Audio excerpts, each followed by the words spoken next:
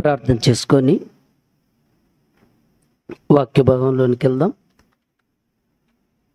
మమ్మల్ని మిక్కిలిగా ప్రేమించిన మా కన్న తండ్రి, నీ ఘనమైన శ్రేష్టమైన పరిశుద్ధమైన నామమునకు నాయన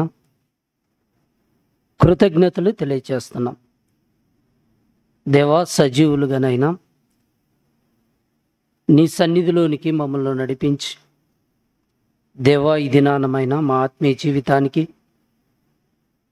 ఏ మాటలైతేనైనా అవసరమో ప్రభువా, అట్టి మాటల ద్వారా తండ్రి మీరు మాతో మాట్లాడండి. మీరు మాట్లాడుతున్నటువంటి ప్రతి మాటను వినగలిగే చెవిని, గ్రహించగలిగేటువంటి హృదయాన్ని చేరివచ్చినటువంటి మా అందరికీ ప్రసాదించమని క్రీస్తు నామములో ప్రార్థించేటి వేడుకొనుచున్నాము తండ్రి, ఆమేన్. క్రీస్తునందు ప్రియమైనటువంటి దేవుని వర్లారా, ఈ దినాన దేవుని యొక్క సన్నిధిలోనికి చేరి వచ్చినటువంటి మనము దేవుడు మనల్ని ఎంత ప్రేమిస్తున్నాడో మనం కూడా దేవుణ్ణి అంతే ప్రేమించాలని మనం తెలుసుకోవటానికి సిద్ధపడుతున్నాం. ఈరోజు మన పాఠం దేవుణ్ణి ప్రేమించు వారు ఎలా ఉండాలి. దేవుణ్ణి ప్రేమించటం అనేది మనం ఆలోచిస్తే దేవుని యొక్క ఆజ్ఞలను అనుసరించటం దేవుణ్ణి ప్రేమించటం. మనం ఎప్పుడైతే దేవుణ్ణి ప్రేమిస్తే దేవుడు మనల్ని ఎన్నో ప్రమాదాల నుంచి కూడా దేవుడు మనల్ని కాపాడుతాడన్నది మనకు అర్థమవుతుంది. సమాజంలో మనం చూస్తుంటే మన కళ్ళ ముందు ఎంతోమంది మరణిస్తున్నారు. అది యాక్సిడెంట్ రూపంలోనూ, ఇంకొక రూపంలోనూ ఎంతోమంది ఈ లోకాన్ని విడిచి వెళ్ళిపోతున్నారు. ఒకేసారి 5 మంది, 6 మంది బస్ యాక్సిడెంట్లు అయితేనేమి, రైలు యాక్సిడెంట్ అయితేనేమి, వీటన్నిటిలో ఎంతోమంది ప్రాణాలను కోల్పోతున్నారు. మనమైతే సజీవులంగా ఈరోజు ఉన్నామండి. దేవుడిచ్చినటువంటి ఒక గొప్ప ఆధిక్యత మనకి ఏంటంటే ఆయన సన్నిధిలో సజీవులంగా ఉండే భాగ్యం. ఈ గొప్ప భాగ్యాన్ని కలిగినటువంటి మనం దేవుణ్ణి మనం ఎలా ప్రేమిస్తున్నాం? దేవుణ్ణి మనము ఎలా ప్రేమిస్తున్నామనటానికి మన బ్రతుకులే, మన నడవడికైతేనేమి, మన ఆలోచనలు అయితేనేమి, మన ఉద్దేశాలు అయితేనేమి, దేవునికి మనం దగ్గరగా ఉన్నామా దూరంగా ఉన్నామన్న దానికి తెలియచేస్తుంటాయి. దేవుడు ప్రతి మనిషిని కూడా ప్రేమిస్తున్నాడండి. దేవుడు అందరినీ ప్రేమిస్తున్నాడు. అందుకే దేవుడు అందరికి ఏమి ఇచ్చాడంటే ప్రాణం ఇచ్చాడు. ఈ భూమి మీద బ్రతికి దేవుణ్ణి మహిమపరచాలని దేవుడు కోరుకున్నాడు. దేవుడేమో తన పిల్లలు ఆయన్ను మహిమపరచాలనుకుంటే మనిషి భూమి మీద ఏమైపోతున్నాడంటే చెడిపోతున్నాడు. దేవుడిచ్చినటువంటి ఆ మనస్సు అన్నది ఈరోజు కనిపించట్లేదు. దేవుడిచ్చినటువంటి మొదటి ఆలోచన అనేది మనిషి ఈరోజు కోల్పోతున్నాడని చెప్పుకోవచ్చండి. దేవుడు ఎందరినో మన కళ్ళ ముందు బైబిల్లో రాయించి పెట్టాడు. ఒక కాలేబును మీరు చూసినా, ఇశ్రాయేలు ప్రజలు అరణ్య మార్గములో వెళ్తున్నప్పుడు అరణ్య మార్గములో ఎందరో రాలిపోయినప్పటికీ ఆఖరికి యెహోషువ, కాలేబు మాత్రమే మిగిలారు. కాలేబు విషయంలో దేవుడు ఒక మాట రాయించాడండి బైబిల్లో. సంఖ్యాకాండం 14వ అధ్యాయం 24వ వచనాన్ని చూడండి.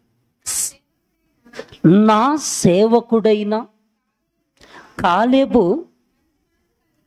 మంచి మనస్సు కలిగి అన్నాడు. చాలండి. దేవుడు భూమి మీద తనను ప్రేమించేటువంటి, దేవుణ్ణి ప్రేమించేటువంటి ఒక వ్యక్తిని మనకు పరిచయం చేస్తున్నట్టుంది. చూడండి, కాలేబును దేవుడు అంటున్నాడు నా సేవకుడు అంటున్నాడు. చూడండి,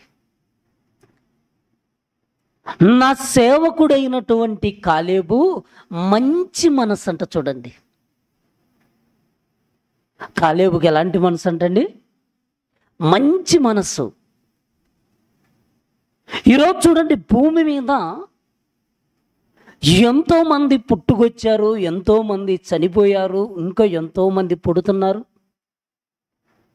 ఇంకా ఇప్పటికీ కూడా ఎంతోమంది బ్రతుకుతున్నారు. బ్రతుకుతున్నటువంటి మనుషులను మనం ఆలోచిస్తే, బ్రతికున్నటువంటి మనిషికి మంచి మనసు ఉందంటే ఎక్కడుంది చెప్పండి? ఈరోజు ఎందరినో మనం చూస్తున్నాం, భూమి మీద చూస్తున్నాం, బైబిల్లో కూడా చూస్తున్నామండి. హేబేలుకు శత్రువు ఎక్కడి నుంచో రాలేదండి. తన ఇంటిలోనే అన్న రూపంలోనే ఉన్నాడండి. ఇద్దరు కూడా దేవునికి అర్పణిచ్చారు, కయీను, హేబేలు. హేబేలు యొక్క అర్పణను ఎవరు అంగీకరించారు? దేవుడు అంగీకరించాడు. మరి హేబేలు మంచి మనస్సుతో దేవునికి ఇస్తే, మరి కయీను దేవుడు తనను అంగీకరించలేదని తమ్ముని మీద కోపం పెట్టుకొని, పగ పెట్టుకొని, అసూయ పెట్టుకొని తమ్ముణ్ణి చంపేశాడా? చంపేలేదా? మీరు చెప్పండి. తమ్ముణ్ణి చంపేశాడు. అంటే ఇప్పుడు కయీనుకు మంచి మనసు ఉందంటారా? మీరు చెప్పండి. కయీనుకు మంచి మనసు లేదండి. ఎందుకంటే తమ్ముడి యొక్క అర్పణను దేవుడు అంగీకరించాడని తమ్ముడి మీదనే కోపం పెట్టుకున్నటువంటి వ్యక్తిగా కయీను మనకిక్కడ కనబడతాడు. బైబిల్లో మనం ఆలోచిస్తే యాకోబుకు 12 మంది కుమారులండి. యోసేపు విషయంలో దేవుడు తన దర్శనాన్ని చూపించాడు. రాబోతున్నటువంటి కాలములో నా కోసం చక్కగా నిలబడతావు, ఇదిగో వీరంతా కూడా నీకు ఉంటారన్నట్టుగా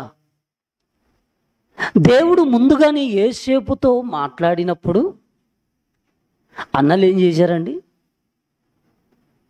యోసేపు మీద ఏం పెట్టుకున్నారంటే పగ పెట్టుకున్నారండి. అంటే సొంత కుటుంబమే, ఒకే తండ్రికి పుట్టినటువంటి పిల్లలే మరొక సహోదరుని మీద ఏం పెట్టారంటే అండి? అసూయ పెట్టుకున్నారు, పగ పెట్టుకున్నారు. అలా పగ పెట్టుకోవటాన్ని బట్టి యోసేపుని ఏం చేశారు? గుంటలో పడివేశారు. గుంట నుంచి బయటికి తీశారు, ఇస్మాయిలులకు అమ్మేసుకున్నారు. ఇదంతా జరుగుతుందంటే ఇప్పుడు యాకోబు గర్భములో పుట్టినటువంటి వారందరికీ కూడా మంచి మనస్సు అన్నది అక్కడ కనిపించట్లేదండి. మనకు ఒక మాట చెప్పాలంటే యోసేపు మాత్రం, ఇదిగో మీరందరూ కూడా నాకు సాష్టాంగ పడతారు, నా ఒక్క పన్న నిలబడ్డది, మీ అన్ని కూడా పడినాయి అనగానే కోపం పెంచుకుంటున్నారండి. మంచి మనస్సు అనేది ఎవరికి ఉంటుందంటే దేవుణ్ణి ప్రేమించినటువంటి వారికి మాత్రమే ఉంటుందండి. నిజంగా దేవుని యొక్క ఆజ్ఞలను గైకొంటే దేవుడు మనం దేవుణ్ణి ప్రేమిస్తే దేవుడు కూడా మనల్ని ప్రేమిస్తాడు.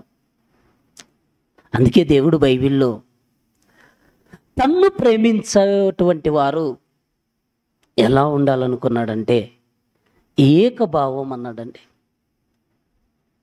ఏక తాత్పర్యం, ఏక మనస్సు అన్నాడండి. ఈరోజు మనం ఆలోచిస్తే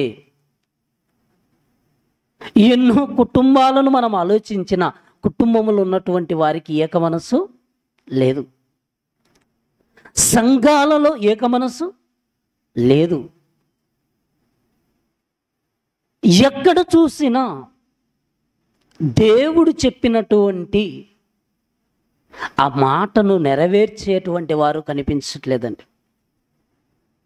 ఏక మనస్సు లేకపోవటాన్ని బట్టి, ఏక ప్రేమ లేకపోవటాన్ని బట్టి ఈరోజు మనుషులు ఎలా అయిపోతున్నారంటే శత్రువులుగా మారిపోతున్నారండి.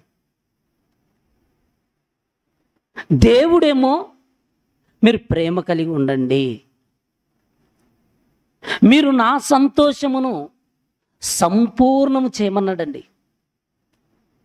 మనల్ని ఎందుకు దేవుడు లోకములో నుంచి, చీకటిలో నుంచి మనల్ని వేర్పరచుకున్నాడంటే మనం దేవునిని లోకానికి చూపించాలన్నాడండి. చీకటిలో నుంచి పిలిచినటువంటి దేవుణ్ణి మనం వెంబడిస్తున్నప్పటికీ మరలా మనం ఎక్కడికి వెళ్ళిపోతున్నాం అంటే చీకటిలోనికి వెళ్ళిపోతున్నాం. ఆయన యందు చీకటి ఎంత మాత్రమును లేదు అనేటువంటి మాట మనం యోహాను పత్రికలలో చదువుకున్నాం. దేవుని యందు ఏం లేదంట, చీకటి ఎంత మాత్రము లేదు. మరి ఈరోజు దేవుణ్ణి నమ్ముకున్నటువంటి మనుషుల్లో ఈరోజు చీకటి ఉందా లేదంటే ఖచ్చితంగా ఉంది. ఎందుకంటే ఏక ప్రేమ లేదు, ఏక మనస్సు లేదు.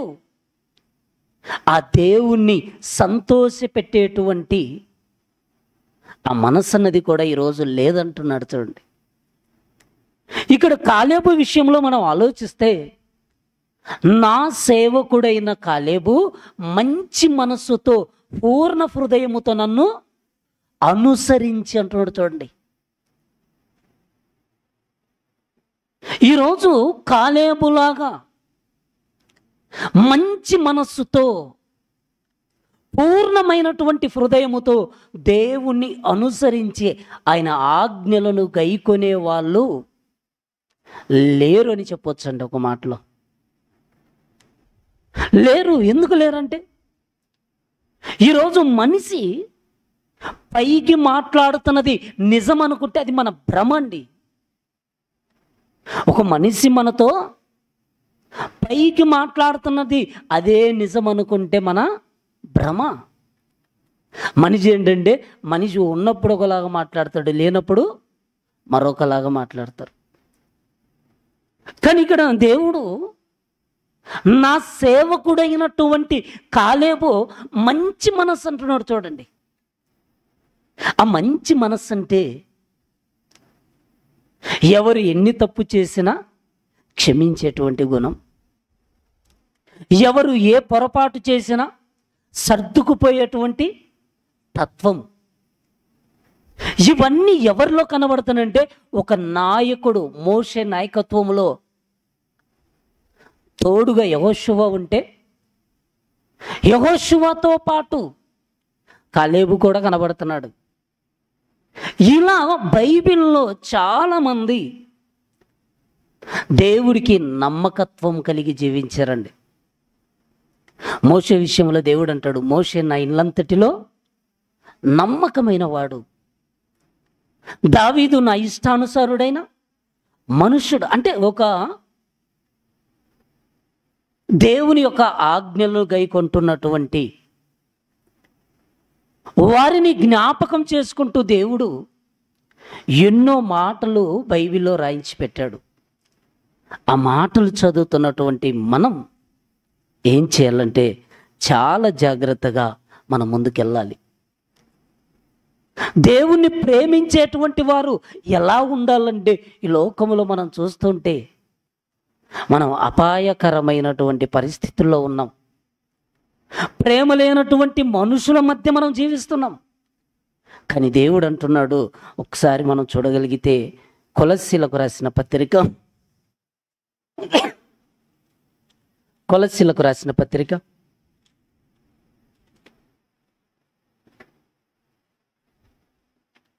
2 ఫిలిప్పీలకు రాసిన పత్రిక 2వ అధ్యాయం, ఫిలిప్పీలకు రాసిన పత్రిక 2వ అధ్యాయం 2వ వచనాన్ని చూడండి. మీరు ఏక మనస్కులగునట్లుగా ఏక ప్రేమ కలిగి ఏక భావము గలవారుగా ఉండి ఒక్కదాని యందే మనసుంచుచు నా సంతోషమును సంపూర్ణము చేయుడి అంటున్నాడు. చూడండి, మీరంతా ఒక్కదాని యందే మనస్సుంచుచు అంటున్నాడు. చూడండి, ఒక్కటిగా కుటుంబంలో ఉన్నటువంటి వాళ్ళు లేరు ఈరోజు. సంఘములో ఈరోజు ఒకటిగా లేరు. ఎవరి ఆలోచనలు వారివి, ఎవరి ఉద్దేశాలు వారివి, ఎవరి తలంపులు వారివి అన్నట్టు ఉన్నాయండి ఈరోజు. దేవుడు అంటున్నాడు, మీరంతా ఏక మనస్కులుగా ఉండాలి, ఏక ప్రేమ కలిగి ఉండాలి, ఏక భావము కలిగి ఉండాలి అంటున్నాడు. ఈరోజు మనమంతా కూడా ఒకే బైబిల్ పట్టుకున్న వారం అండి.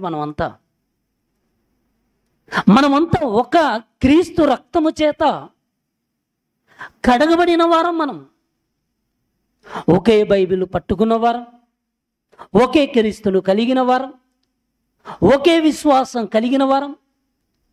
అయినా ఒక్కటిగా ఈరోజు లేనటువంటి పరిస్థితి ఈరోజు ఉందంటే అపవాది మనల్ని ఏం చేస్తుందంటే తన వైపుకు మనల్ని మలుచుకుంటుంది.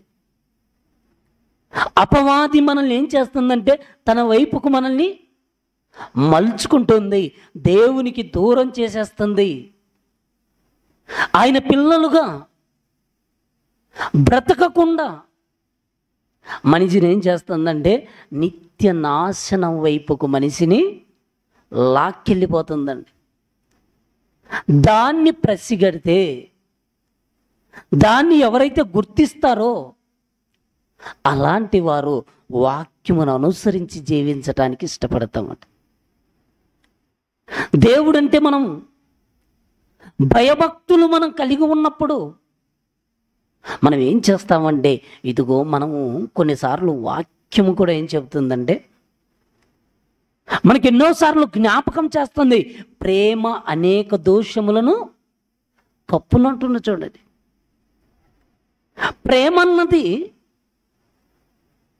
దోషములను కప్పుతున్నప్పుడు మనం ఏం చేస్తున్నామంటే మనలో ఉన్నటువంటి బలహీనతలు, మనకు తెలిసినటువంటి బలహీనతలను వాటిని ఏం చేస్తున్నామంటే ఎత్తి చూపుతుంటాం మనం. కానీ దేవుడు అలా అనటం లేదండి.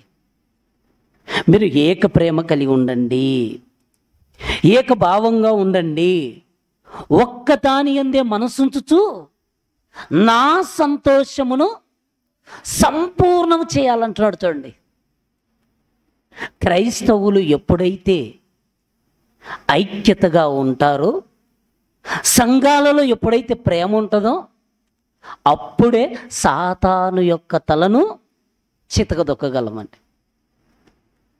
మనం ఎటువైపు అటు ఉన్నామనుకోండి, ఎవరికి బలం అంటే అపవాదికి బలం, అంతే. దయ్యానికి బలం. నా ఉద్దేశాలు కరెక్ట్ అండి. అంటే ఎవరికి వారంగా మనం ఏమనుకుంటామంటే నేను కరెక్ట్ అని ఎవరికి వారం అనుకుంటామండి. లోకంలో కూడా ఒక మాట అంటారండి, ఎవరి వీపు వారికి కనబడదంటండి. మనలో తప్పు ఉంది అనుకోండి, మన తప్పును ఏం చేస్తామంటే మన తప్పును బీరువాలో దాచిపెట్టుకొని ఎదుటి వారి యొక్క తప్పును మాత్రం ప్రచారం చేస్తామండి. అందుకే ఇక్కడ అంటున్నాడు సామెతల గ్రంథంలో ఒక మాట చూడండి. సామెతల గ్రంథం 14వ అధ్యాయం, సామెతల గ్రంథం 14వ అధ్యాయం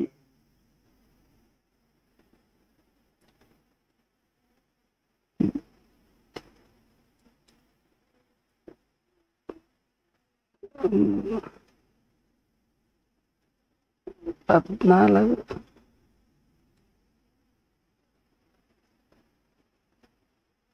సామెతల గ్రంథం 14వ అధ్యాయం. ఒకని మార్గం ఒకనికి కరెక్ట్గా అనే మాట కనపడుతుందమ్మా.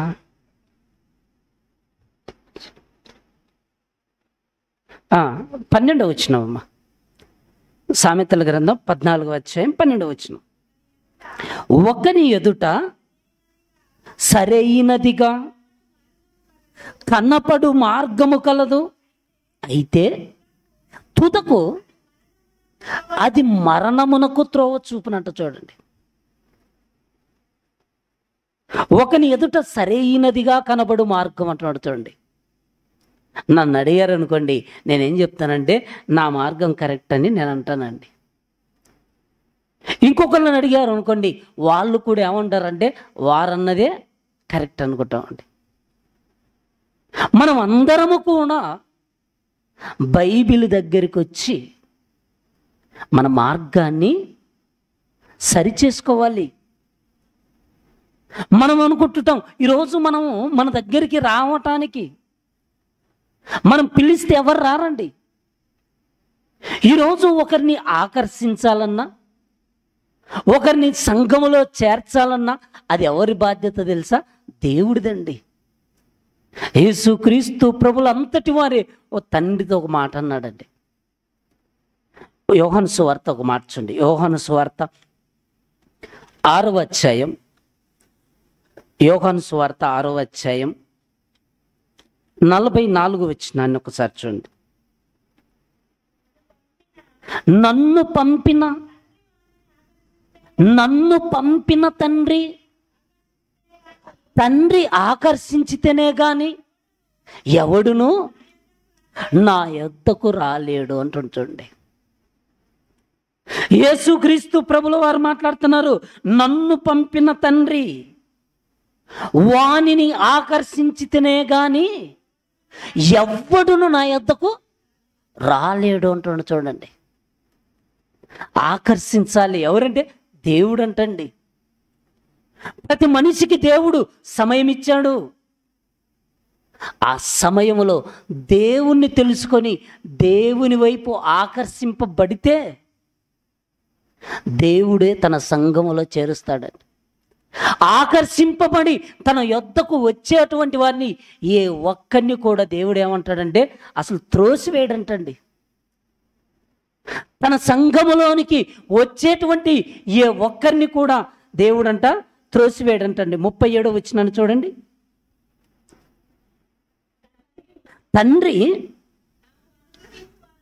తండ్రి నాకు అనుగ్రహించు వారందరూ నా యొద్దకు వత్తురు, నా యొద్దకు వచ్చిన వానిని నేను ఎంత మాత్రము బయటికి త్రోసివేయను అంటాడు. చూడండి, అంటే దేవుడు ఆకర్షించి నడిపించాలి అనుకుంటున్నాడండి. ఇక్కడ ఎవరు ఈ మాట మాట్లాడుతున్నారంటే స్వయంగా యేసుక్రీస్తు ప్రభుల వారే మాట్లాడుతున్నారండి. తండ్రి ఆకర్షించాలి. ఈరోజు మనము ఒక అయస్కాంతము చిన్న చిన్న ఇనుప ముక్కలను ఎలాగైతే ఆకర్షిస్తుందో, వాక్యము ద్వారా దేవుడు మనిషి యొక్క మనస్సును మార్చి అంటే ఈరోజు ఎంతోమంది సేవకులు తన పిల్లలు, దేవుని పిల్లలు ప్రకటిస్తున్నటువంటి ఆ మాటలు విని ఆ మాటలకు ఆ మనిషి ఆకర్షింపబడితే దేవుడు ఇతడు నాకు ఉపయోగం అనుకుంటే దేవుడు తన సన్నిధిలో చేరుస్తాడండి. దేవునికి ఉపయోగం లేదనుకోండి, అక్కడి నుంచి దేవుడు ఏం చేస్తాడంటే తీసివేస్తాడు అంతే. మనకు ప్రాణం ఇచ్చేది దేవుడు, మన ప్రాణాన్ని తీసేది కూడా దేవుడేనండి. అంటే కాలములు సమయములు ఎవరు తండ్రి స్వాధీనములు ఉన్నాయి. మన కాలగతులన్నీ కూడా దేవుని వశం. మనం ఎంతకాలం బ్రతకాలో దేవుడికి తెలుసు, మనం ఎప్పుడు మరణించాలో కూడా దేవుడికి తెలుసండి. మరి అలా తెలిసినప్పుడు, ఆ దేవుడికి అన్ని తెలుసని మనకు తెలిసినప్పుడు మనం దేవుణ్ణి ప్రేమిస్తున్నాం. మరి దేవుణ్ణి ప్రేమిస్తున్నటువంటి మనం ఎలా బ్రతుకుతున్నాం? ఇప్పుడు ఇంకా మనం ఎలా బ్రతుకుతున్నామంటే దేవుణ్ణి గుర్తించనటువంటి రీతిలో బ్రతుకుతున్నారండి. దేవుణ్ణి గుర్తించలేదు, గుర్తించనటువంటి రీతిలో బ్రతుకుతున్నాం. అందుకే తిమోతికి మాట రాస్తే ఏమంటాడంటే, పైకి భక్తి గల వారి వలె ఉండి దాని శక్తిని ఆశ్రయించలేదంట. చూడండి, అంటే దేవుని యొక్క శక్తిని మనం ప్రేమిస్తే, దేవుని యొక్క ఆజ్ఞను మనం అనుసరిస్తే మనం ఎలా ఉంటామంటే, దేవుణ్ణి ప్రేమించినటువంటి వారు సహోదరుని ద్వేషించమని బైబిల్ ఎక్కడన్నా చెప్పిందే చెప్పండి. నేను దేవుణ్ణి ప్రేమిస్తున్నానండి, నేను వాక్యాన్ని అనుసరిస్తున్నానండి, కానీ నేను ద్వేషిస్తానండి అంటే అది బైబిల్కు విరుద్ధం. అయితే ఫిలిప్పీ సంఘానికి పౌలు గారు రాసినటువంటి మాటలో, మీరు ఏక ప్రేమ కలిగి ఏక భావం గలవారై ఒక్కదాని యందే మనసుంచుచు నా సంతోషమును సంపూర్ణం చేయమన్నాడండి. ఈరోజు ఒక్క భావంతో ఉన్నారా చెప్పండి? ఒకే ప్రేమతో ఈరోజు మనిషి ఉన్నాడంటే లేడని చెప్పుకోవచ్చండి. ఇంకా మనం బైబిల్లో చూడగలిగితే రోమీలకు రాసిన పత్రిక 15వ అధ్యాయం, రోమీలకు రాసిన పత్రిక 15వ అధ్యాయం 5వ వచనాన్ని ఒకసారి చూడండి. మీరు ఏకభావము గలవారై ఏకగ్రీవముగా మన ప్రభు అయిన యేసుక్రీస్తు తండ్రి యగు దేవుణ్ణి మహిమపరచు నిమిత్తం క్రీస్తు యేసు చిత్త ప్రకారము ఒకనినొకడు మనస్సు కలిగిన వారై ఉండునట్లు ఓర్పునకును ఆదరణకును కర్తయగు దేవుడు మీకు అనుగ్రహించాలి అంటాడు. చూడండి, మనమంతా కూడా అంటే తండ్రి అయిన దేవునికి మహిమ కలిగేటట్లు మనం ఏక ప్రేమ కలిగి ఉండాలంట, ఏకభావం కలిగి ఉండాలంటండి.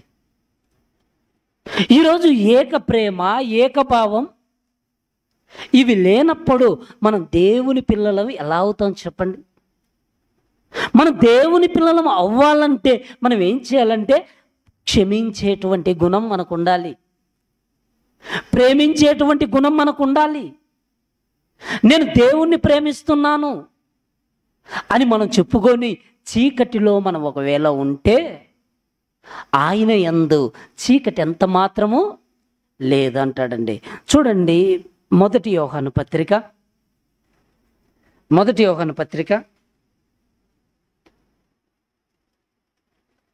2వ అధ్యాయం,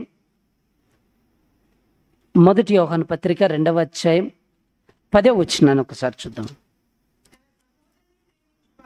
తన సహోదరుని ప్రేమించువాడు వెలుగులో ఉన్నవాడంట. చూడండి, ఈ మాట చదువుకున్నారండి? తన సహోదరుణ్ణి ప్రేమించువాడు ఎక్కడున్నాడంట? వెలుగులో అన్నాడండి. ఇంకొక మాట చూడండి, ఈ మాట అలానే పెట్టుకోండి. ఇంకొక మాట కూడా చూడండి, 1 యోహాను పత్రిక 4వ అధ్యాయం 21వ వచనాన్ని చూడండి. దేవుణ్ణి ప్రేమించువాడు తన సహోదరుని కూడా ప్రేమింపవలనను ఆజ్ఞను మనము ఆయన వలన పొంది ఉన్నాము అంటుండ. చూడండి 20వ వచనాన్ని కానీ చూస్తే, ఇంకా మనం ఎవడైనను నేను దేవుణ్ణి ప్రేమించుచున్నానని చెప్పి తన సహోదరుని ద్వేషించిన ఎడల అతడు అబద్ధికుడు అంటాడు. చూడండి, నేను దేవుణ్ణి ప్రేమిస్తున్నాను అంటే దేవుడు మనకు కనిపించట్లేదండి. ఇప్పుడు దేవుడు మనకెవరికైనా కనిపెడుతున్నాడా? కనిపించట్లేదు. మన సహోదరుడు మనకు కనబడుతున్నాడా లేదా? మన కళ్ళ ముందు యేసుక్రీస్తు ప్రభుల వారిని స్వరక్షకుడుగా అంగీకరించినటువంటి మనుషులు మనకు కనబడుతున్నారా లేదంటే కనబడుతున్నారంటండి. కనబడుతున్నటువంటి సహోదరుణ్ణి ద్వేషించి కనబడని దేవుణ్ణి నేను ప్రేమిస్తున్నానంటే అలాంటి వాడిని దేవుడు అంటున్నాడు, వాక్యం అంటుంది అబద్ధికుడు అంటుంది. చూడండి, అబద్ధికులు అంటే కనిపించేటువంటి సహోదరుణ్ణి ప్రేమించలేనప్పుడు మేము కనబడని దేవుణ్ణి ప్రేమిస్తామండి, మేము వాక్యాన్ని గైకొంటామండి. మరి వాక్యము గైకొంటే ఎలా ఉంటుందండి? వాక్యమును గైకొంటే ఎలా ఉంటుందో ఒక్కసారి యోహాను సువార్త 14వ అధ్యాయం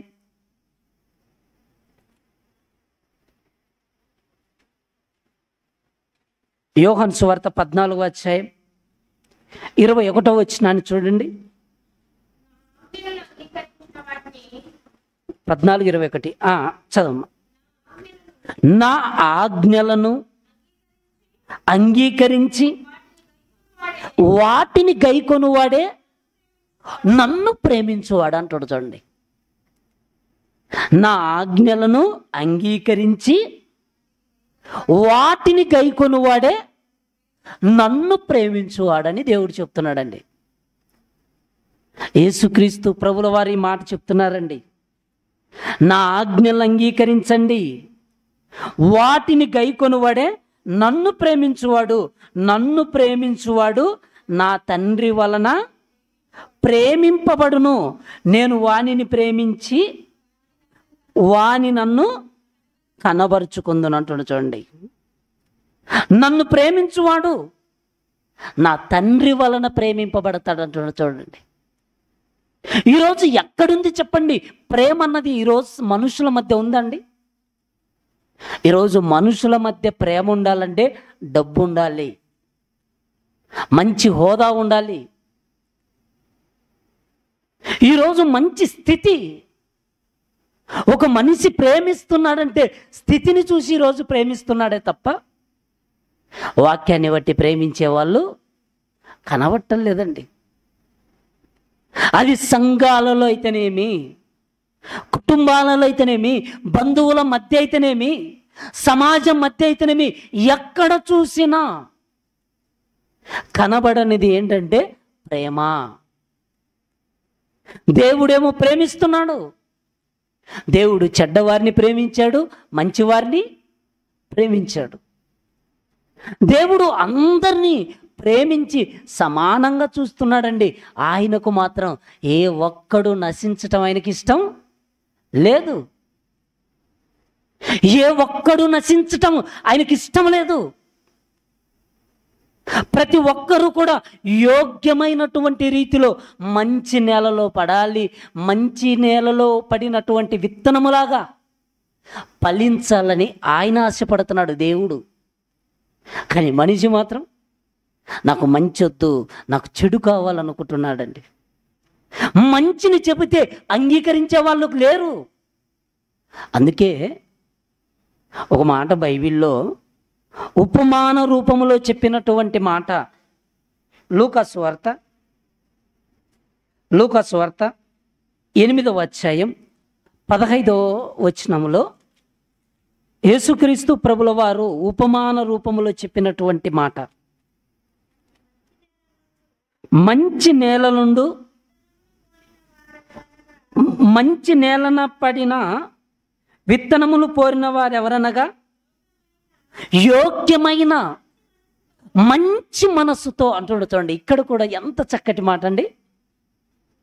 యోగ్యమైన మంచి మనస్సుతో వాక్యము విని దానిని అవలంబించి ఓపికతో ఫలించువారు అంటున్నాడు. చూడండి, మంచి మనస్సుతో వాక్యము విని దానిని అవలంబించేవారు కావాలి, ఫలించాలనుకుంటున్నాడండి.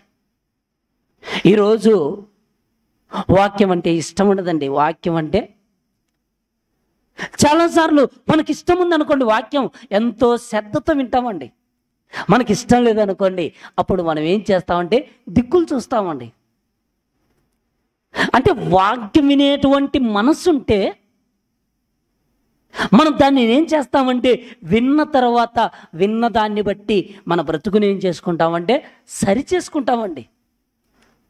అలా కానండి, చాలామంది ఏమనుకుంటుంటారంటే, ఇప్పుడు ఒకవేళ వాక్యం మనం చెప్పితే ఆ వాక్యం చెప్పబడినటువంటి వాక్యాన్ని ఇదిగో నా కోసమే చెప్పాడేమో అనుకుంటున్నాం అనుకోండి, ఖచ్చితంగా మనలో ఆ బలహీనత ఉన్నట్టేనండి అర్థం. అంతేనా కదా? వాక్యము నా కోసమే చెబుతున్నాడేమో అన్నటువంటి ఆలోచన మనకు వచ్చిందనుకోండి, అప్పుడు మనకేం లేదంటే మంచి మనసు లేదన్నట్టు. ఒకవేళ నా కోసమే చెప్పాడేమో, ఇదిగో నాలో లోపం ఉందేమో అని ఆ లోపాన్ని సరిచేసుకొని చక్కటి మార్గంలో వెళ్ళారనుకోండి, వాళ్ళు ఏమైపోతారంటే ఫలిస్తారు అనేటువంటి మాట ఇక్కడ మనకు దేవుడు తెలియచేస్తున్నాడు.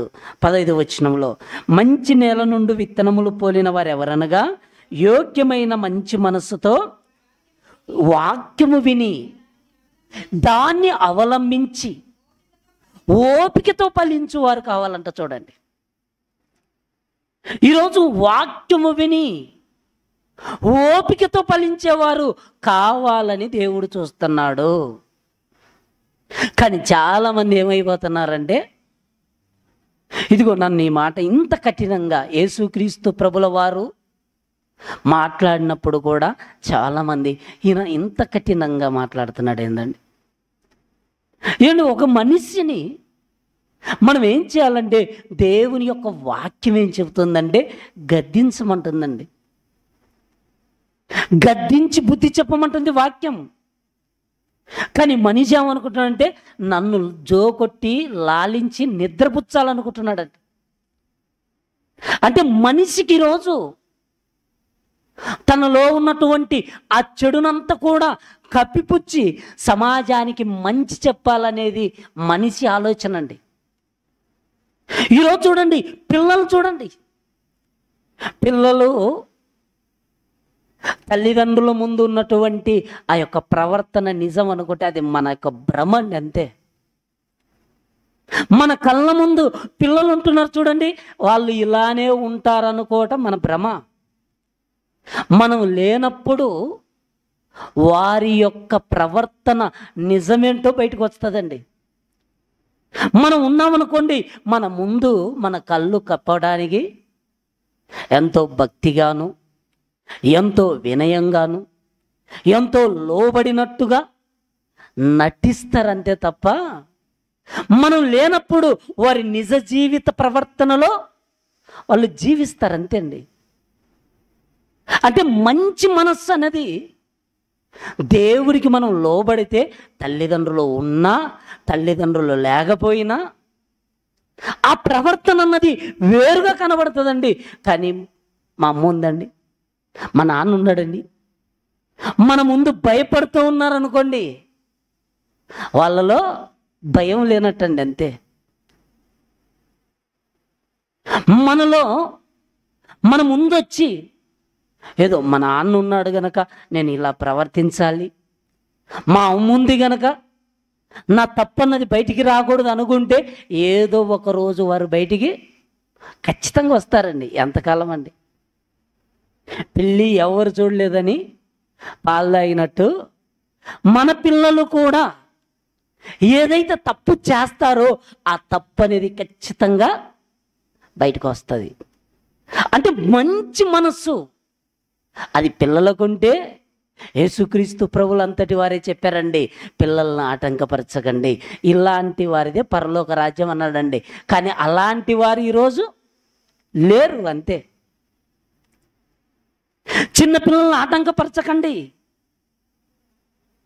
వారికి పరలోక రాజ్యం అలాంటి వారిదంటే ఈరోజు చిన్న పిల్లలు మొదలుకుంటే పెద్దవారి వరకు కూడా దేవునికి దూరం అయిపోతున్నటువంటి జీవితాలే కనబడుతున్నాయండి. పిల్లలు నటిస్తున్నారు, పెద్దలు నటిస్తున్నారు. మనందరి జీవితాలన్నీ కూడా ఎలా ఉందంటే నటనతో కూడినట్టుగా కనబడుతుంది. కానీ ఇక్కడ అంటున్నాడు, మంచి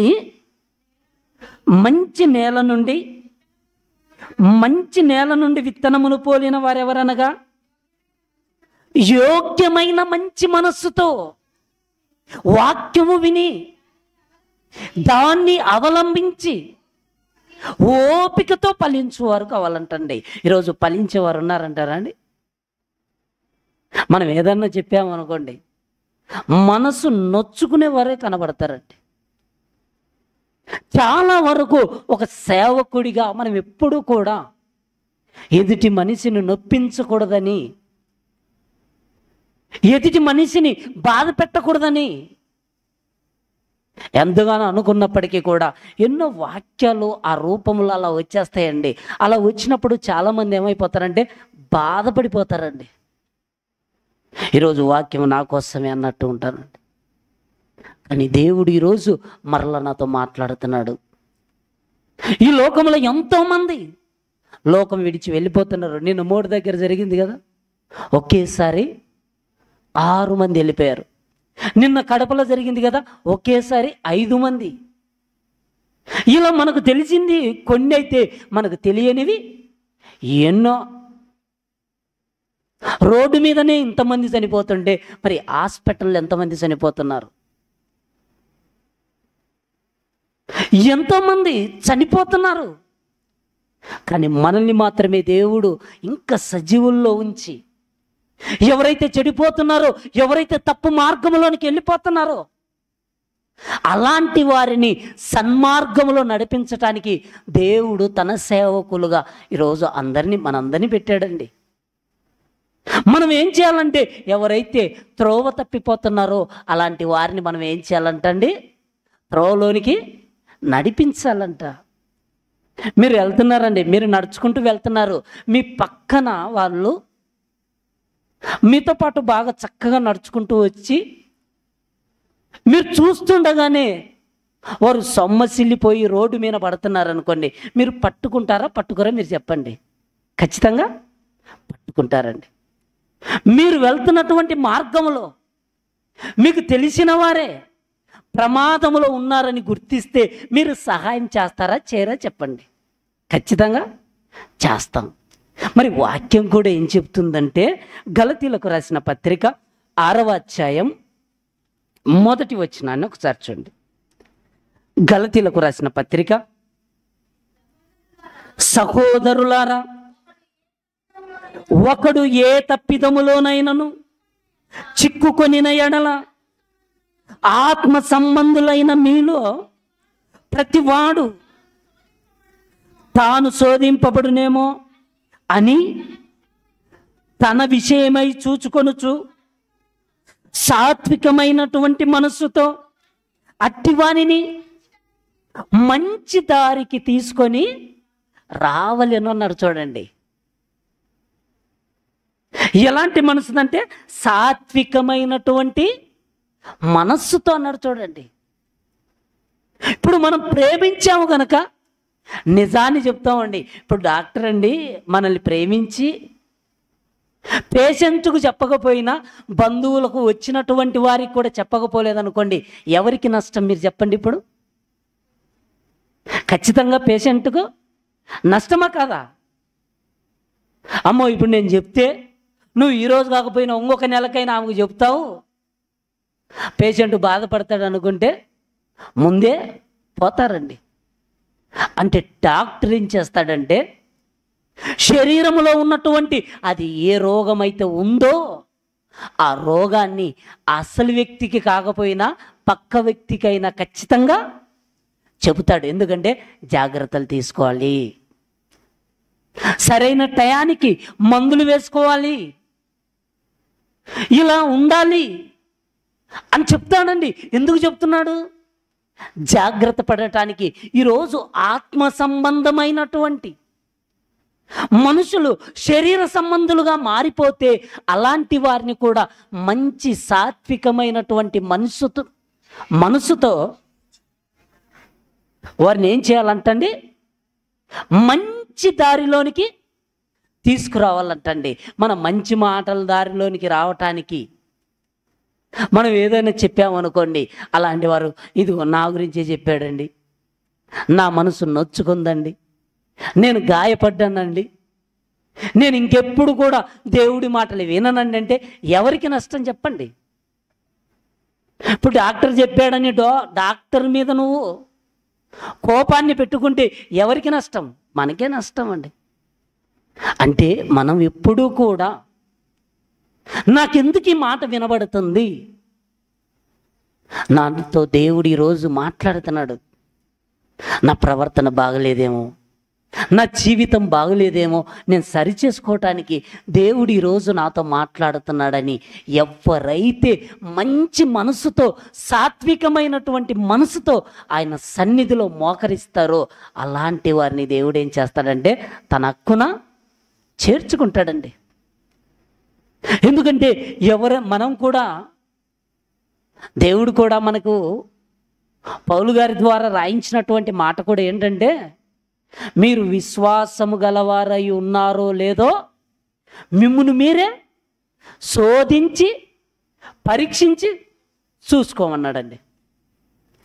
మనకు దేవుడు అవకాశం ఇచ్చాడు. ఈరోజు ఆయన సన్నిధిలోనికి వచ్చి మనం శోధించుకొని పరీక్షించి చూసుకునేటువంటి గొప్ప అవకాశాన్ని దేవుడు మనకు ఇచ్చాడు అన్నది మనకు అర్థమవుతుంది. కనుక మనం దేవుడి సన్నిధిలోనికి వచ్చినప్పుడు దేవుణ్ణి ప్రేమించేటువంటి మనం ఎలా ఉండాలంటే, ఎవరైతే తప్పు మార్గంలోనికి వెళ్ళిపోతున్నారో అలాంటి వారిని చూచి చూడనట్టు కాకుండా మనకు సాధ్యమైనంత మట్టుకు వారిని మంచి మార్గంలోనికి తీసుకురావటానికి ప్రయత్నం చేయాలి. మీ దగ్గర డ్యూటీ చేస్తున్న వాళ్ళైతేనేమి, మీతో పాటు స్నేహములో ఉన్నటువంటి వారైతేనేమి, వారికి మీరు దేవుని మాట చెప్పాలనుకోరా? ఖచ్చితంగా చెప్పాలనుకుంటారండి. మీరు ఒక్కసారైనా దేవుని మందిరానికి రండి. మీరు ఒక్కసారైనా సరే అక్కడ మందిరంలోనికి రాలేకపోయినప్పటికీ ఇదిగో పలాని సేవకుడు ఇదిగో ఈ మాటలు చెప్తున్నాడు, ఈ వాక్యం వినండి అని మీరు తెలియపరుస్తారంటే ఖచ్చితంగా తెలియపరుస్తారు. అది దేవుడు మనకిచ్చినటువంటి స్థితి. అంటే దేవుణ్ణి ప్రేమించేటువంటి మనం ఎలా ఉండాలంటే, మనకు మరణమన్నది రాకమునిపే, మనం మరణించకమునిపే మన జీవితాన్ని సరిచేసుకోవాలి. ఎందరినో చూస్తున్నాం, కన్ను మూసిన వారిని చూస్తున్నాం, కాటికి వెళ్ళిపోతున్న వారిని చూస్తున్నాం, కానీ మనం మాత్రం సజీవులుగా ఉన్నాం. మనం ఎలా ఉన్నాం? యోగ్యమైనటువంటి మంచి మనస్సుతో ఫలించేటువంటి వారంగా ఉన్నామా? లేకపోతే కాలేబులాగా దేవుడు చెప్పుకునేంతగా నా సేవకుడైనటువంటి కాలేబు మంచి మనస్సుతో పూర్ణ హృదయముతో నన్ను అనుసరిస్తున్నాడు, అందుకే అతడు వెళ్ళేటువంటి ప్రతి స్థలమందు అతన్ని ప్రవేశపెడుతున్నానని దేవుడు చెప్తున్నాడు. ఈరోజు మనం ఆలోచిస్తే మన ప్రయాణం ఇంట్లో నుంచి కాలు బయట పెడితే మరలా ఇండ్లకు చేరేంత వరకు మనకు గ్యారెంటీ లేదండి. గ్యారెంటీ లేనటువంటి ఈ జీవితంలో మనం జీవిస్తున్నాం. అలాంటి జీవితం కలిగినటువంటి మనకు ఈరోజు ఎలా ఉందంటే, దేవుని ప్రేమిస్తున్నామని చెప్పుకున్నటువంటి మనం సహోదరుని ద్వేషిస్తూ, పైకి మనం బాగా మాట్లాడుతూ మనసులో మరొకటి పెట్టుకుంటూ, ఇది కయ్యూను లాంటి స్వభావం నేటికి కూడా మనకు ఉందండి.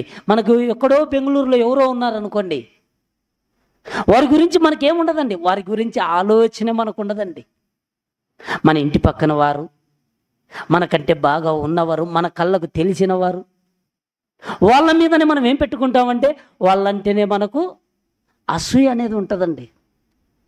ఏదో తెలియనటువంటి వారి గురించి, వాళ్ళ గురించి అసలు ఆలోచించరండి.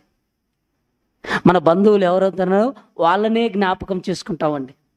మన చుట్టూ ఎవరైతే ఉన్నారో వాళ్ళనే జ్ఞాపకం చేసుకుంటామండి. మనకు ఎవరితో పరిచయాలు ఉంటాయో వారిని మనం జ్ఞాపకం చేసుకుంటామే తప్ప మిగతా వారి ఎవరిని కూడా మనం జ్ఞాపకం చేసుకోకుండా ఇలాంటి స్థితి ఈరోజు మనం కలిగి ఉంటున్నాం. అందుకే దేవుడు అంటున్నాడు, కనిపించని దేవుణ్ణి ప్రేమిస్తున్నానని చెప్పి కనిపించేటువంటి సహోదరుని ద్వేషిస్తే నువ్వు అబద్ధికుడవు అంటున్నాడు. చూడండి, మనం ఏ స్థితిలో ఉన్నాం. మరి దేవుణ్ణి ప్రేమించే వాళ్ళు ఎలా ఉండాలంటే మంచి మనసుతో ఉండాలి, ఒకరిని క్షమించేటువంటి స్థితిలో ఉండాలి అంటున్నాడు. ఇంకా మనం చూడగలిగితే తీతుకు రాసిన పత్రిక 3వ అధ్యాయం 8వ వచనాన్ని చూడండి. తీతుకు రాసిన పత్రిక, ఈ మాట నమ్మదగినది కనుక దేవుని యందు విశ్వాసం ఉంచిన వారు సత్క్రియలు శ్రద్ధగా చేయుట యందు మనసుంచున్నట్లు నీవి సంగతులను గూర్చి దృఢముగా చెప్పుచుండవలనని కోరుచున్నాను. ఇవి మంచివియు మనుషులకు ప్రయోజనకరమైనవి ఉన్నవి అంటున్నాడు. చూడండి, ఇక్కడ అవివేక తర్కములను, వంశావళులను, కలహములను, ధర్మశాస్త్రము గూర్చిన వివాదములను, నిష్ప్రయోజనములై వ్యర్థములై ఉన్నవి గనుక వాటికి దూరంగా ఉండమంటున్నాడండి. దేవుణ్ణి ప్రేమించేవారు దేవుడు వేటికైతే దూరంగా ఉండమంటున్నాడో వాటికి మనిషి ఏమైపోతున్నాడంటే దగ్గరగా వెళ్ళిపోతున్నాడండి. దేవుడు వేటికైతే నువ్వు దూరంగా ఉండమంటున్నాడో వాటికి దగ్గర అయిపోతున్నాడు. ఏవి అయితే మంచివో, ఏవైతే ప్రయోజనమో వాటికి ఏమైపోతున్నాడంటే దూరం అయిపోతున్నాడండి మనిషి. కనుక మన జీవితంలో దేవుడు చెయ్యొద్దన్నవి ఇంకా మనం చేయటం మానేయాలి. దేవుడు చెయ్యమన్న వాటిని ఇప్పటికైనా మనం వాటిని చెయ్యటానికి ప్రారంభించాలి. మనం దేవుని ప్రేమిస్తే మనం మంచిని వైపుకు మనం అడుగులు వేస్తామండి. మనం దేవుణ్ణి ప్రేమిస్తే మనం ఏం చేస్తామంటే మంచి పని చేస్తామండి. అదే సత్క్రియ అంటున్నాడు. చూడండి, ఆ సత్క్రియ అనేటువంటి పనిని ఎలా చేయాలంటే శ్రద్ధతో చేయాలంటున్నాడు. శ్రద్ధ. ఈరోజు చూడండి, సత్క్రియ చేయటానికి మనకు శ్రద్ధ ఉందా, చెడు పని చేయటానికి శ్రద్ధ ఉందంటే ఎక్కువ మంది చెడు పని చేయటానికే శ్రద్ధ తీసుకుంటుంటారండి. ఎందుకంటే మంచి పని చేస్తున్నా ఎవరు చూసినా ఇబ్బంది లేదండి, అంతేనా కదా? మంచి పని చేస్తున్నా ఎవరు చూసినా ఇబ్బంది లేదు. అదే దొంగతనం చేస్తున్నాడు అనుకోండి, అప్పుడు ఎంత శ్రద్ధ తీసుకుంటాడండి, టైం చూసుకుంటాడు. ఎవరు రాకుండా ఒక దొంగతనం చేస్తున్నా, ఒక చెడు పని చేసేటువంటి మనిషి శ్రద్ధ తీసుకొని చేస్తున్నాడు. ఎందుకంటే నేను ఏ విషయంలో కూడా ఎదుటివాడికి దొరకకూడదని శ్రద్ధ తీసుకుంటున్నాడు. మరి మంచి పని విషయంలో మనం దేవుడు అంటున్నాడు, మీరు సత్క్రియల యందు శ్రద్ధ తీసుకోమంటే సత్క్రియలను పక్కన పెట్టేశారు, సత్క్రియలు కానివటువంటి వాటి మీద శ్రద్ధ పెడుతున్నారండి. అంటే మనిషి ఏమైపోతున్నాడంటే నాశనానికి ముందున్నాడే తప్ప నిత్య రాజ్యానికి ముందు లేడన్నది మనకి ఇట్టే అర్థమైపోతుంది. నాశనంకు మనం వెళ్ళటం దేవునికి ఏమైనా ఇష్టం అంటే ఇష్టం లేదు. దేవుడికి ఇష్టం లేదు గనుకనే దేవుడు మనల్ని ప్రేమించాడు. దేవుడికి ఇష్టం లేదు, మనం నాశనం అయిపోవటం దేవుడికి ఇష్టం లేదు గనక మనల్ని చీకటిలో నుండి ఆశ్చర్యకరమైనటువంటి తన వెలుగులోనికి మనల్ని పిలిచాడు. మనం దేవుని ప్రేమించాలంటే మనం వెలుగులో ఉన్నట్టేనండి. మనం వెలుగులో ఉండాలి అంటున్నాడు. చూడండి, యోహాను 1 యోహాను 2:10 తన సహోదరుణ్ణి ప్రేమించువాడు వెలుగులో ఉన్నాడంట. చూడండి, తన సహోదరుణ్ణి ప్రేమించువాడు ఎక్కడున్నాడంట? వెలుగులో ఉన్నాడంట. చూడండి, ఇప్పుడు మనం మన సహోదరులను ప్రేమిస్తున్నామా? మన సహోదరులను ద్వేషిస్తున్నామా? మనం వెలుగులో ఉన్నామో చీకట్లో ఉన్నామో ఇప్పుడు ఎవరికి వాళ్ళంగానే పరీక్షించుకోవాలండి.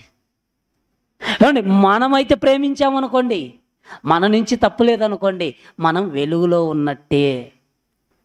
మన నుంచి సైడు గురించి కూడా వాళ్ళను దోషిగాను వాళ్ళను దుర్మార్గులుగాను మనం అనుకుంటే మనం చీకట్లో ఉన్నట్టు. మనం ఎప్పుడు కూడా మన సహోదరులు మనం కావాలనుకున్నప్పుడు వాళ్ళు వద్దనుకున్నారనుకోండి, అది వాళ్ళ ఇష్టం. అది కానీ మన సైడు నుంచి ఎప్పుడు కూడా మనలో దోషం అనేది ఉండకూడదండి. ఎందుకంటే మన హృదయం మన మీద దోషారోపణ చేస్తుంది ఒకరోజు. అప్పుడు దోషారోపణ చేసినప్పుడు ఇదిగో పలాని విషయంలో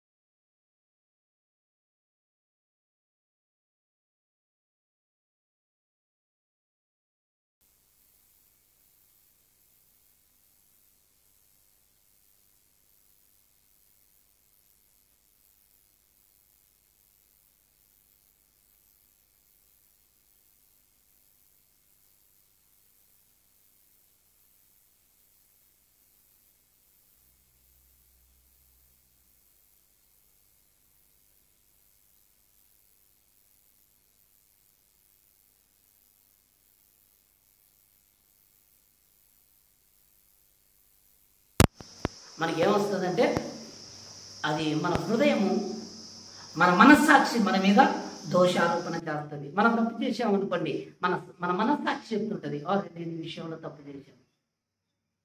మనకి వెంటనే ఎవరైతే ఏ మాట అయితే మన తప్పు విషయంలో మాట్లాడినప్పుడు అదైతే ఏదైతే గుర్తుకొస్తుందో అప్పుడు మన హృదయం వెంటనే మనకి ఏం చేస్తుందంటే మన మీద దోషారోపణ చేస్తుంది. ఇది పలానా విషయంలో నువ్వు తప్పు చేశావు. దేవుని తెలుసుకున్న తర్వాత దాన్ని మళ్ళా మనం రిపీట్ కాకుండా ఉండటానికి మన దోషారోపణ అంటుంది. చూడండి, మన హృదయంలో సమ్మతిపరచుకోవాలి. అంటే మనం ఎప్పుడైతే మన తప్పిదం మనకు తెలిసినప్పుడు మన ప్రభు సన్నిధిలో ఏం చేయాలంటే ఇదిగో మోకరించేటువంటి స్థితిలో మనం ఉంటాం. దేవుని మీద మనం ఆధారపడేటువంటి స్థితిలో మనం ఉంటే అప్పుడే దేవుడు మనల్ని ఎక్కడికి తీసుకెళ్తాడంటే నిత్యరాజ్యం వైపుకు తీసుకెళ్తాడు.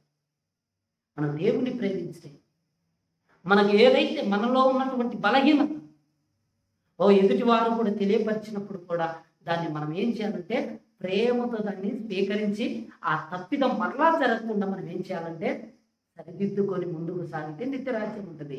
ఇది నువ్వేంటి నాకు చెప్పేది, వీళ్ళేంటి నాకు చెప్పేదని మనం అనుకుంటే అక్కడే మనము మరలా దేవునికి దూరం అయిపోవటానికి అడుగులు వేస్తాం. కనుక దేవుడు మనతో మాట్లాడుతున్నటువంటి ప్రతి మాటను బట్టి దేవుని ప్రేమించే వారు ఎలా ఉండాలంటే మంచి నేలలో పడినటువంటి విత్తనంలాగా యోగ్యమైనటువంటి మంచి మనసుతో ఫలించేటువంటి వారంగా మనం ఉండాలని దేవుడు కోరుకుంటున్నాడు. కనుక దేవుడి మాటలు దీవించుగాక. తల్లు వచ్చినట్లయితే చిన్న ప్రార్థన చేసుకొని ఆరాధనలో వెళ్తాం. మమ్మల్ని మిక్కిలిగా ప్రేమించిన మా కన్న తండ్రి, మీ ఘనమైన నామానికి కృతజ్ఞతలు నాయన. దేవా, చిన్న మందగా తండ్రి, నీ సన్నిధిలో నాయన చేరి వచ్చినటువంటి మాకు, మా ఆత్మీయ జీవితానికి నాయన అవసరమైనటువంటి నాయన ఈ మాటల చేత మమ్మల్ని అందరికీ కూడా తండ్రి మీరు బలపరిచారని, మీ మాటల ద్వారా తండ్రి మా మనసునైనా నొచ్చుకుంటే నాయన మీ వాక్యం ద్వారా తండ్రి మేము సరి చేసుకొని తండ్రి నీ సన్నిధిలోనైనా ఏక ప్రేమ కలిగి, ఏకభావం కలిగి, ఒక్కదాని ఎందేనైనా మనసు ఉంచుతూ నీ సంతోషములనైనా సంపూర్ణం చేసేటువంటి స్థితిలో మేమంతా కూడా నైనా ఉండగలుగుటకు మీరు కోరుకుని అనుగ్రహించండి. ఏమో జరుగుతున్నటువంటి ఇంకా ముందున్నటువంటి నాయన ఈ యొక్క కూడికి అంతట్లో తండ్రి మీరు తోడుగా ఉండి మమ్మల్ని ముందుకు నడిపించున్నాం. క్రీస్తునామములో ప్రార్థించి వేడుకొనుచున్నాము తండ్రి. ఆమేన్.